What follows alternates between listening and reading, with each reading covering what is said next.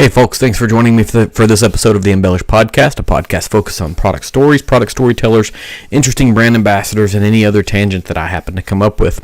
Whether you're a bourbon fan, a geek, a casual observer, or someone just floating through this channel, I hope you find it interesting. If you got here by chance, please take a moment to hit the subscribe button. Hopefully I can be found on any podcasting platform that exists, and if you can't find me on a platform, send me an email at embellishpod@gmail.com, and I'll try to get that taken care of. I also generally live stream the recording of these episodes on YouTube on Wednesday nights around 9:30 p.m. Central Standard Time, and you can find all of my links on Instagram.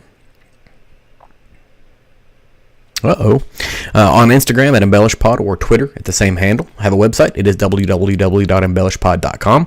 It's a place to pick up these links, episode details, and more. Today is Wednesday, June the 29th, and we're going to talk about anticipated releases, things that have already released, things that are going to release. Just a little bit lighthearted tonight. So before we get too far into it, it looks like my bit rate is a little low. So you'll have to apologize if the video is not great or the audio is not great. If it ends up cutting out, we'll upload the recording of this after the fact. If you're here for the intro, you'll have seen the intro video is the same. The logo has changed. Back at Whiskey Weekend, somebody brought up the idea of Whiskey Church, and I've sort of been stuck on that. I like the idea of it. I like the thought behind it, because church is a place that you go for socialization, for education, for a number of different things, and I think that's the thing that we can all do for folks. Sorry, I'm checking because making sure this is not my wife. She's out of town. It's the thing we can all do for people who want to consume whiskey content, learn more about it. We can build communities, we can do education, we can fundraise for special causes, for nonprofit organizations, a whole host of things. This whiskey community is very, very much like a church, and in many cases, probably a little bit better. But sort of thinking about that, I've been wondering about a way to redesign my particular logo.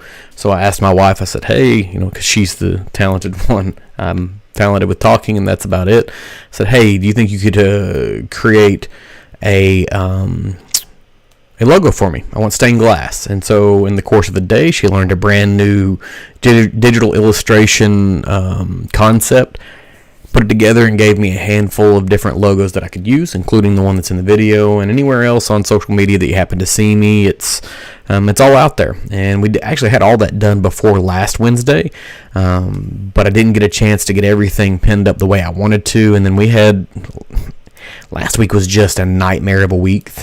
Lots of things happened. If you watch the news, lots of things happened, but kind of on a personal level, lots of other things happened.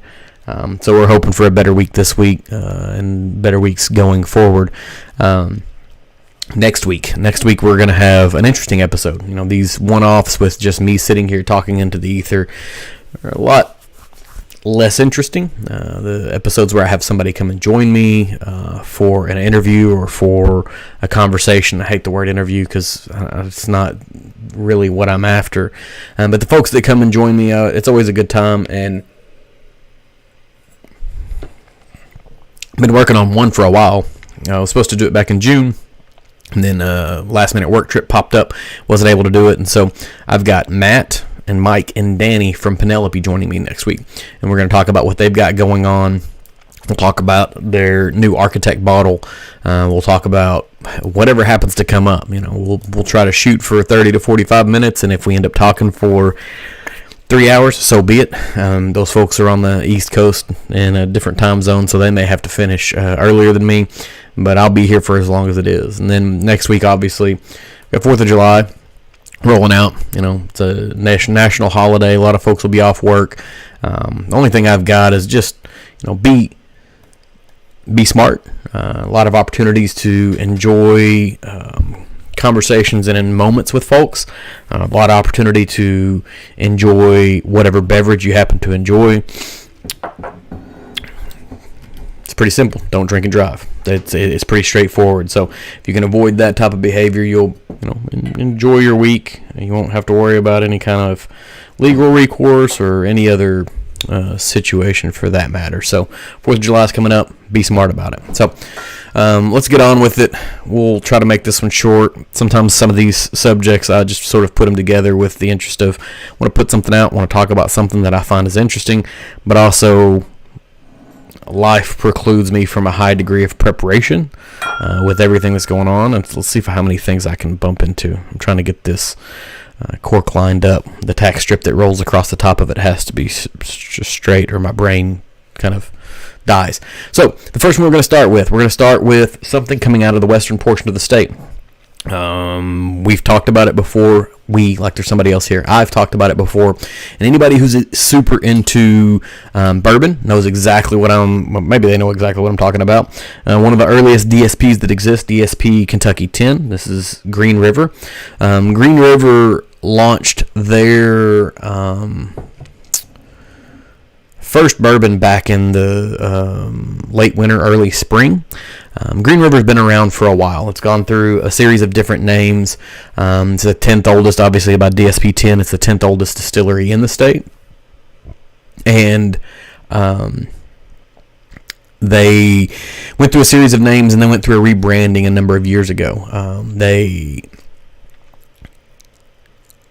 decided it was time to sort of get back to the roots and create something. And so this is not a new release.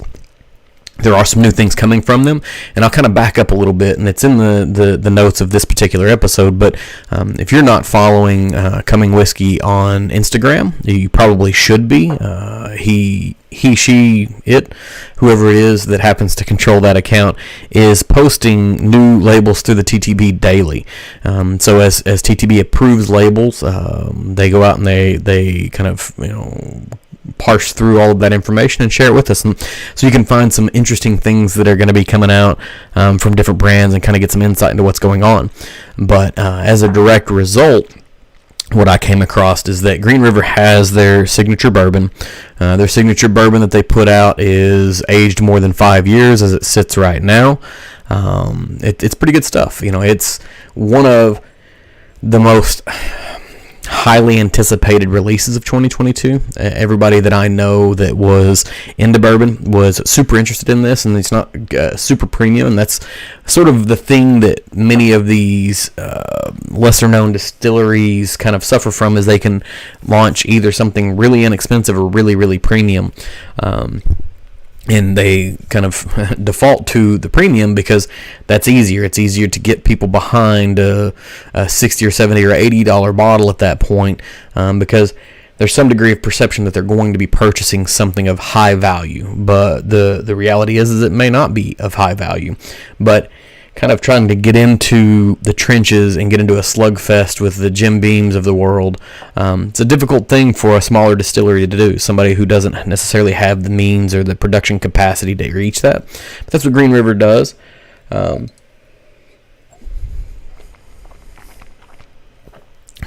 what is interesting is not only the distilled spirits that they're creating right now, the bourbon they have, but they're going to be moving into private barrel selections. And so that's one of those things that private barrel selections sort of get all of the whiskey nerds excited, because it's an opportunity to go after things that are considered exclusive because they are picked by someone you know or someone you don't know, someone whose palate you trust, any number of things. But for this particular bourbon company to start with, launching their bourbon line at 5 years, and then immediately following directly behind that with private barrel selections, you gotta love to see that, because most folks will try to release a number of different offerings within their catalog before they get into this private barrel selection, because the mechanics behind private barrel selection are pretty tough. Now, they do have a leg up to a lot of other companies potentially, because Green River under the OZ Tyler or Medley or 10 different other brands that have sort of existed in that particular location, are already doing distilling for other brands. And so they've been around for a while. They understand what selection is. There's a lot of bottles that you may pick up that are being distilled and or bottled in Owensboro, Kentucky. And if it says that, that's going to be Green River for sure. So they've been doing it for a little while. This is just their house brand, and their house brand is going to have single barrels that go along with it. And so that's why they're able to carry around these 5+ year old bourbon bottles that are also going to have some availability for private selection. And so that's one that, we're all going to be looking forward to, and maybe I can con somebody who's going out to do a private barrel selection with Green River to giving me a ring. It's only a couple hours from here, and it'll be a couple hours from everybody in Louisville or Lexington, so we can meet in the middle. We'll go pick a barrel together. Because obviously I don't belong doing that alone. So, it's a good solid bourbon, and it interests me to know what their single barrel selections, their private barrel selections are going to taste like. What kind of variation can you get? Can you find some unique and interesting flavor profiles, or do you find things that are just higher proof versions of what this is, or any number of things? It looks like it's going to be at 110 proof, and they're bottling currently. Oh, I should have done this beforehand. If I was very good at this, I would have. So they're bottling their current offering at 90 proof, and it looks like the single barrel selections will be at 110. We're going to pick up a little more proof, so we'll get to try the Green River offerings at a higher proof value.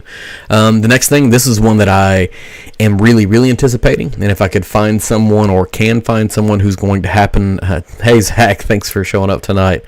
Beautiful. You might need to visit an optometrist, or raise your standards. I think you could do better. I tell my wife that all the time.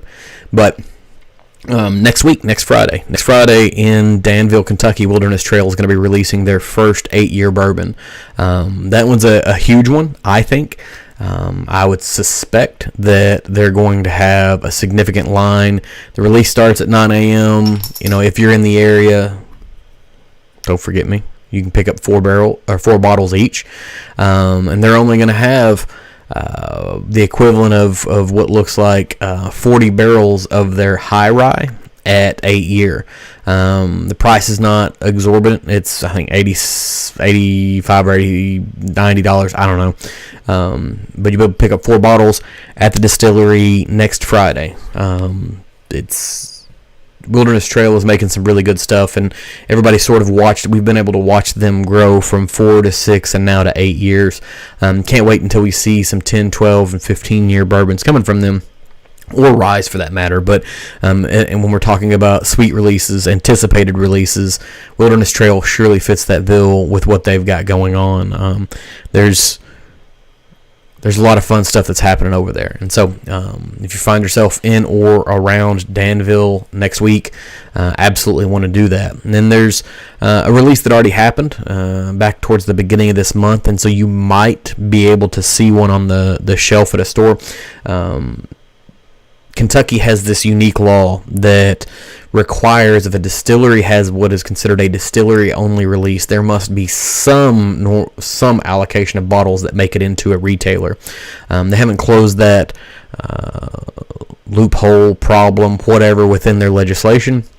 And so any of these that are distillery only, there might be a few bottles that are passed out around the state to other retailers. So you got a chance of finding that. But Woodford Reserve, they do their 2 or 3 times a year distillery selection. What are they?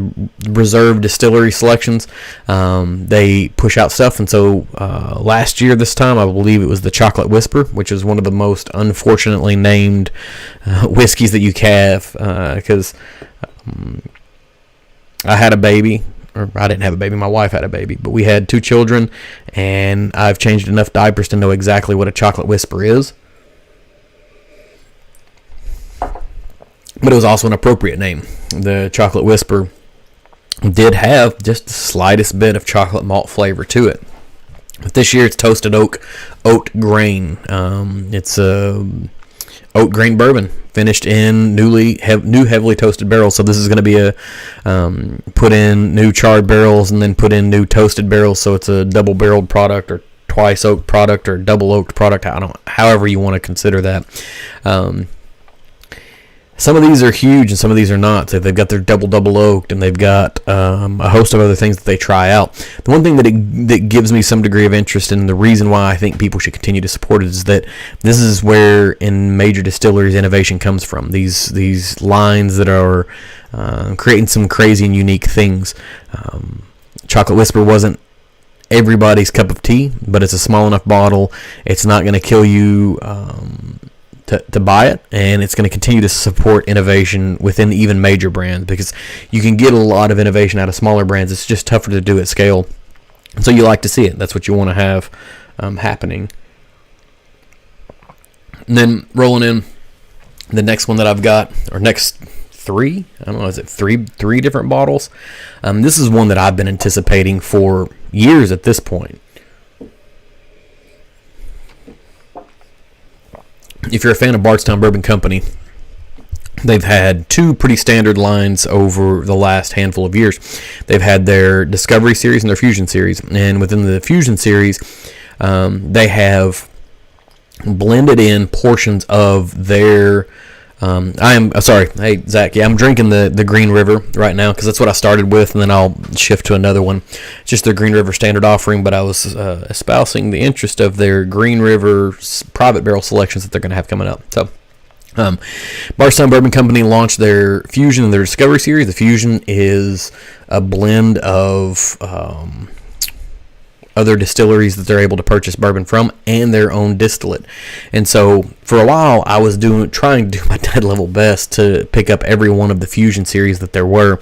I wanted to be able to chart from number 1 to number 10 or whatever number it was, the increasing appearance of Bardstown's own distillate.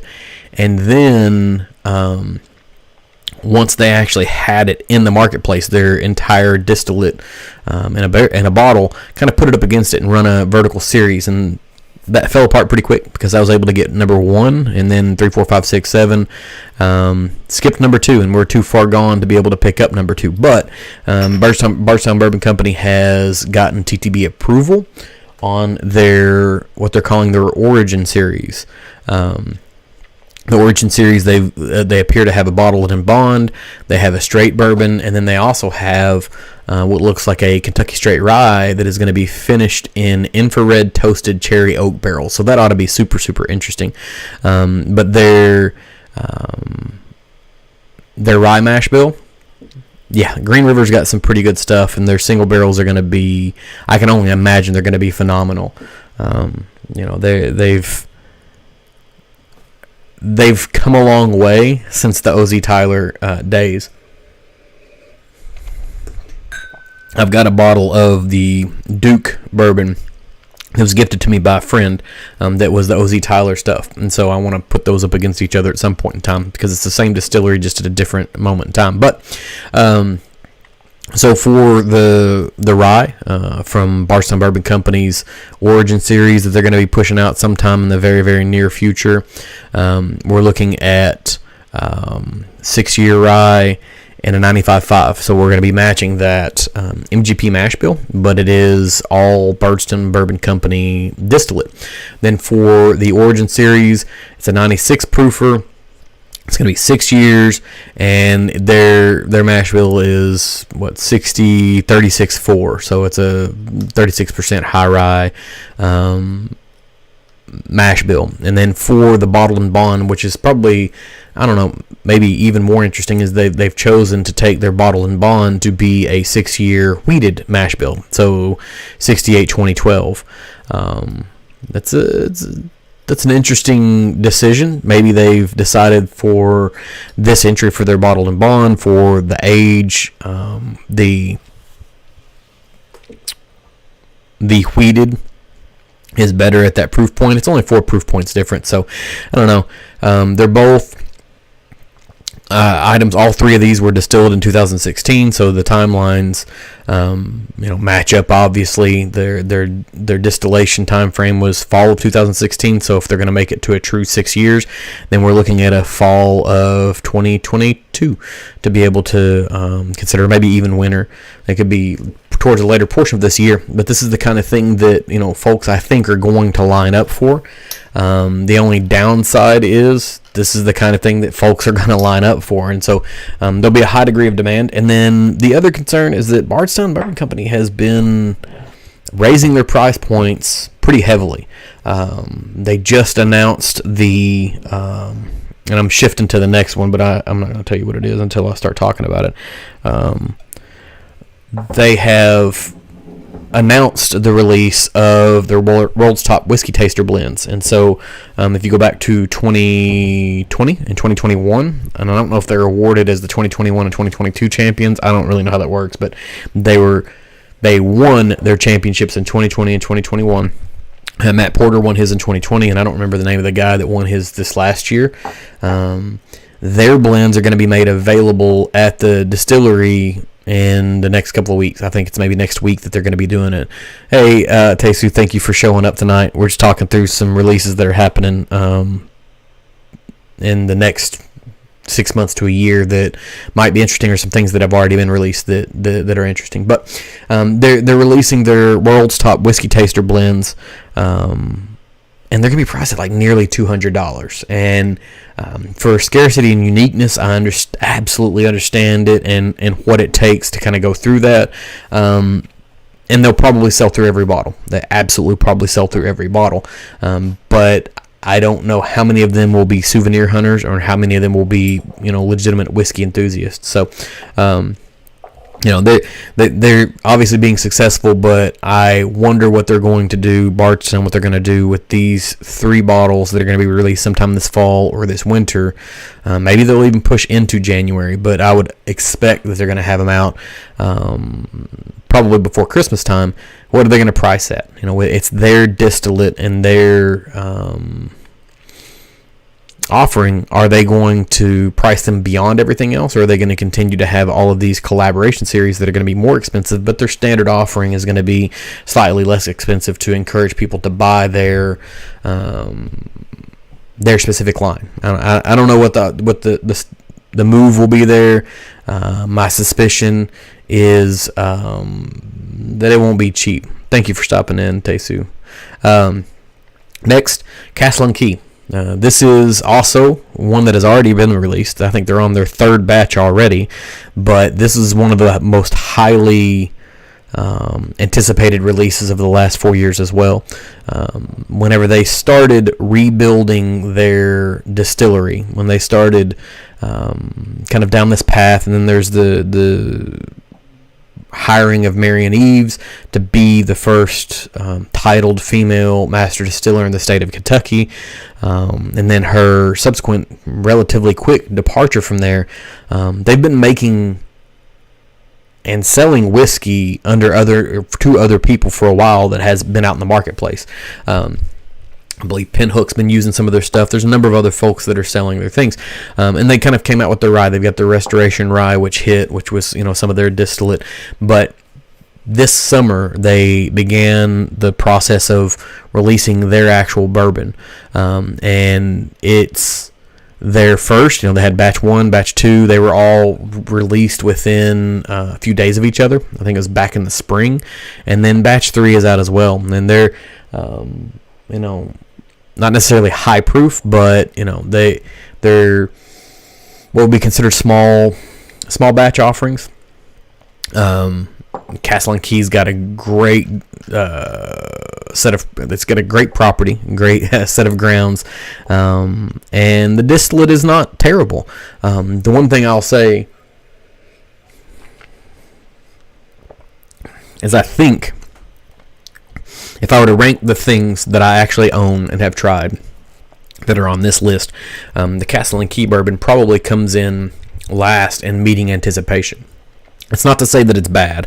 It's got some unique nuttiness to it. It's got some unique flavor profiles. It's good for everything that it is, but There are a couple others like this. Green River really knocked it out of the park, and then the last one we're going to talk about, I think knocked it out of the park, was probably one of the best anticipated releases of the year so far. We're at mid-year. We'll double back on this probably in January and see, how close was I to right of things that were great and things that weren't great. And I'll be as close to right as I want to be because it's my opinion, right? So, Castle and Key released their batches. They've got some good tasting notes on all of these things. The price point wasn't absolutely terrible. It's one of the most beautiful bottles in the marketplace, and I'm pretty sure if the price of scrap metal ever gets up very high, you could sell this cork on the top of these bottles for a lot of money because they have some significant heft to them. I don't know if they're made out of gold or titanium or adamantium or what, but they are serious. When you consider the whole package, price isn't too bad. Next one, I don't know if it's anticipated or if it's what's the term I'm looking for? Notorious. A notorious release for 2022. James B. Beam, as they're attempting to rebrand the name, has this Hardin's Creek, Jacob's Well, and Colonel James B. Beam Kentucky Straight bourbon whiskeys. This is coming out of the Fred No distillery. It's an ongoing series of annual releases. Some of Jim Beam's rarest and most unique liquids. Their intent is to showcase the breadth and depth of James B. Beam distilling, their credentials, their age, aging, blending, mash bill, all of the wonderful buzzwords that exist. And so they start off with the marketing shtick around the Hardin's Creek Jacob's Well, and it is a blend of 16 and 15-year-old bourbon. One's a traditional bourbon, one's a high rye bourbon. And so whenever you look at that, okay, we're looking at a 15, 16-year blend. 15-year whiskey is going to be on the bottom end $150. That $10 per year time frame seems pretty standard across the marketplace. They've got a list of things that they're trying to kind of pay homage to. So they're kind of off on a good foot there. They're coming out ahead, I feel like. Jacob's Well, 15 and a half years old. Sounds fantastic. And then Hardin's Creek Colonel James B. Beam Kentucky Straight Bourbon Whiskey. This is... It's a 2-year whiskey. It's a limited edition 2-year whiskey. And it's hard for us whiskey aficionados, our whiskey nerds, whiskey geeks, whatever we are. We've got to get past age statements for sure, because we're going to enter into a world where blending and maturation is going to be different based off of barrel selections, barrel types, finishing, a whole host of things, right? So we've got to get past age statements, but a 2-year bourbon is really tough to sell, I think. I guess maybe the interest is to pay homage to Prohibition era whiskey, which would have been potentially young because they were trying to just get something out. Or maybe they're trying to prove something. I haven't had it myself. I know a few folks who have. I don't know that they necessarily enjoyed it or thought it was necessarily that great. But it's possible that you can have a 2-year whiskey that comes out great. But I have not seen any significantly great reviews around it yet.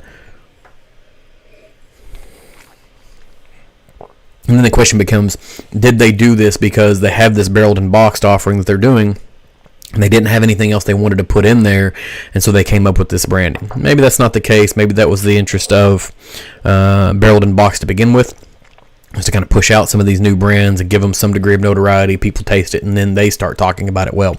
So they're trying to display what they can do with the 2-year bourbon.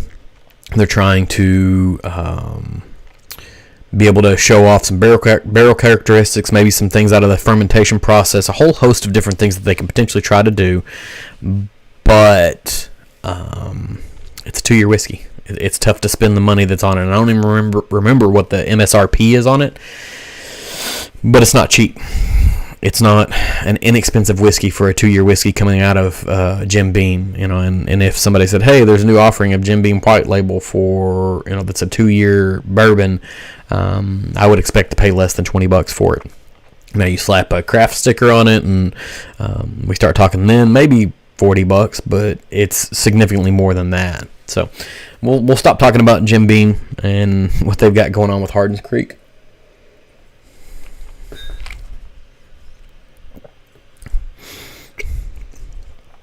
I'm on my third tasting of this Castle and Key, and I think I actually do like it. I was on the fence about it after the last time I had it. So, Nelson's Greenbrier Distillery. I've talked about them a number of times. Really have always enjoyed what they're doing. They've been releasing the Belle Meade line for a while. They've got the Nelson's Greenbrier Distillery, Nelson's Greenbrier line. I don't know, their Tennessee whiskey that they create. They've got a bunch of fun barrel finishes. They've got a bunch of things going on. But a few months ago, they kicked a little bit of a hornet's nest in stating that they were going to discontinue the Belle Meade line and replace it with what they're calling the Nelson Brothers line, the Nelson Brothers Bourbon. There's a reserve and there's a classic. The suspicion immediately is they haven't changed from sourcing the whiskey. Now, whether it's coming from Bardstown or whether it's coming from Lawrenceburg, Indiana, they're still going to be sourcing and blending this. But what most people will agree is that the idea is that they're probably running out of some of the older stock, and they're having to sort of change the flavor profile of the bottles because the barrels that they used to have are no longer available to them. The problem becomes, from what I've seen so far, the flavor profile is not connecting with people. The new offerings are not necessarily great, but they've got a classic bourbon. They're calling it a classic bourbon, so it's a Nelson Brothers classic bourbon. They are trying to create a high rye straight bourbon that is, quote unquote, a bourbon for all occasions. I guess the idea is that it's going to be across neat to rocks to cocktails and so forth. That's why they're going to call it a classic. That's their tagline on it. And then there's the reserve, and the reserve is basically, if there are uniquely interesting barrels that they come across, they can go into this reserve bourbon category, and they can kind of create the more superior, higher proof, more rich thing that we sort of expected out of the Belle Meade bourbon for a very long time. And so it's almost like this becomes a replacement for that. Now, from everything that I've read subsequent to the jettisoning of the Belle Meade line, I believe it has become maybe distillery only or Tennessee only. There's still some bottles that are floating around, at least in my area, and I hope they continue to float around because I thoroughly enjoy what Belle Meade was, and have yet to pull the trigger on any of the Nelson's Greenbrier Nelson Brothers line of bourbons. This last one I think is my favorite. It's absolutely my favorite, and it's going to be even better. So that's what they're doing. I haven't tried it yet. Know some folks who have. You can go over and listen to Perry and Eric talk about it with This Is My Bourbon podcast. They've got a review out on it. That doesn't always mean that they preach the gospel. There's a couple of episodes of different particular bottles that they don't care for that I do, and that's the whole point of the whole thing. But I relatively do trust their palate, and so they've got some pretty good insight on it. And so the last one was probably the one that I looked for the hardest, and it took me the longest to find.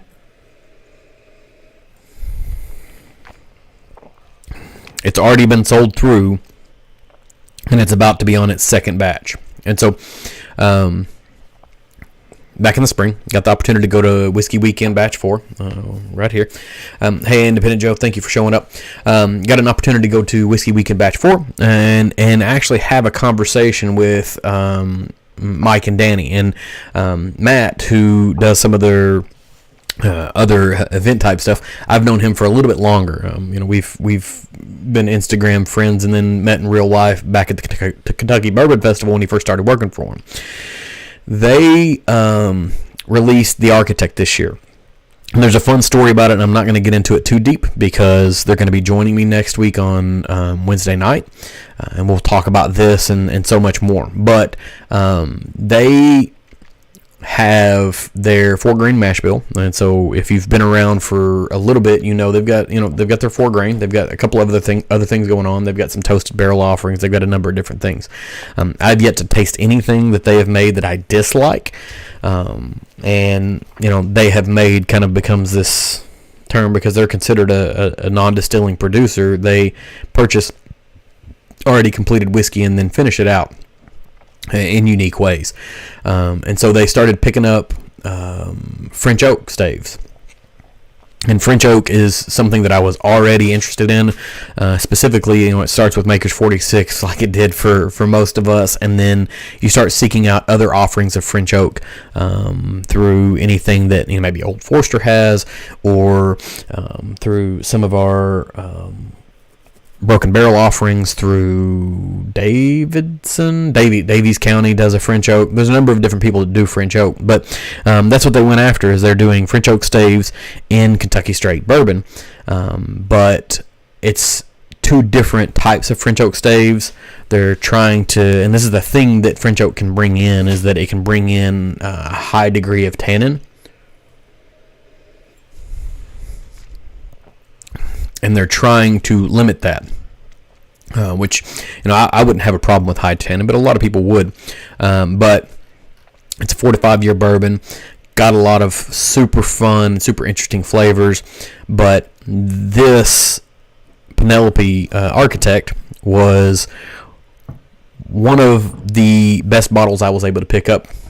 That was not considered a premium bottle, I guess. I don't like to say that because, premium is a price range, not a quality concept.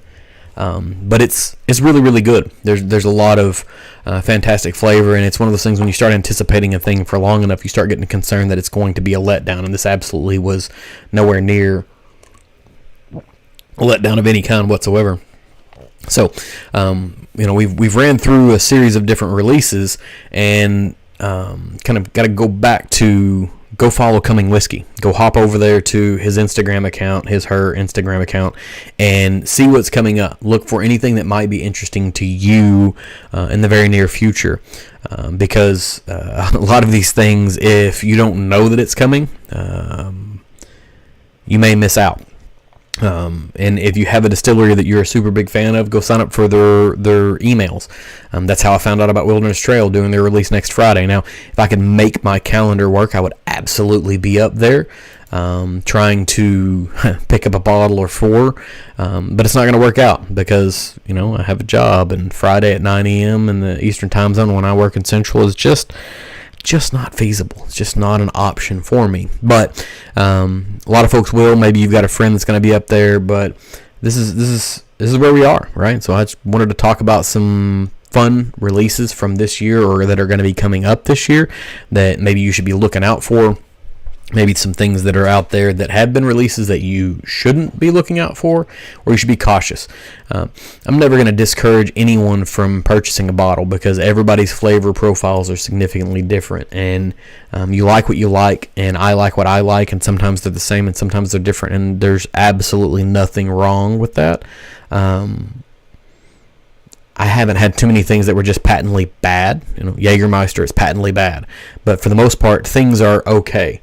But I think that's the long and short of it. Like I said, next week at normal time, we're going to have Matt and Danny and Mike from Penelope on with us. We're going to talk through this. We're going to talk through Architect 1, Architect 2, and any other thing, that maybe some of their toasted series, their rosé casks, any of that stuff. Whatever they want to talk about, we'll talk about. If they want to talk about, raising children, we'll talk about that. Whatever comes up is what it will be.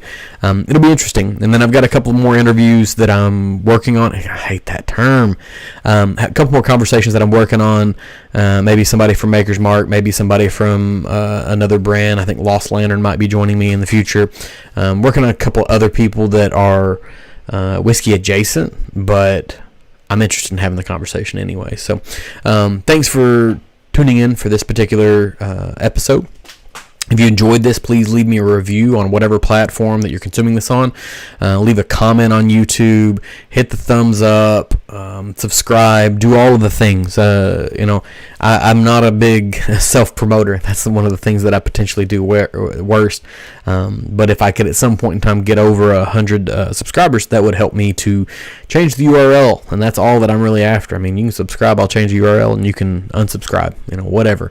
But you can find me on Instagram or Twitter or any other place, and it can redirect you back to YouTube. So if you could do me that favor, that would be hugely, hugely appreciated. I still have this. Here, we're going to put this out here. So back at the This Is My Bourbon podcast weekend, if you've made it this far, you have earned this. This Is My Bourbon weekend. Knows Your Bourbon was in the crowd. He was a part of the event. He was able to share with us these sample kits, these bourbon nosing sample kits. And I'd been on the fence about buying a kit from him for a while, just to kind of see what it was. And I'm not a big person on free. Not for any reason other than I understand what it costs to make a product, to put something out, to try to do try to make a business out of a thing. And so I like to support people. And so once we got through the weekend, I went out and purchased my own. I purchased my own kit with the extended pack because I said, hey, if this guy's willing to just kind of toss these out to people as just hey, I appreciate everybody being here. I'm willing to send some money his way. But that leaves me with this spare kit. And so if you are interested in that kit, leave a comment on YouTube and we'll have a conversation.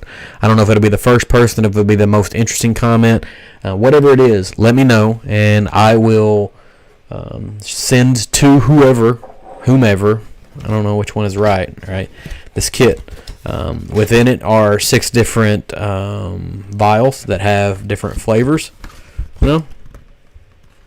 And we'll pass it over to you. It's got a little smell tasting wheel thing, and a little note on how to do stuff. I'll send that your way because I appreciate you being here. Don't know how I'm going to make that decision yet, but we'll see. We'll see if anybody leaves the comment because, like I said, we are at the end of this video. We're 40-ish minutes into this. If you're still here, you probably deserve it. You may be the only person that says anything.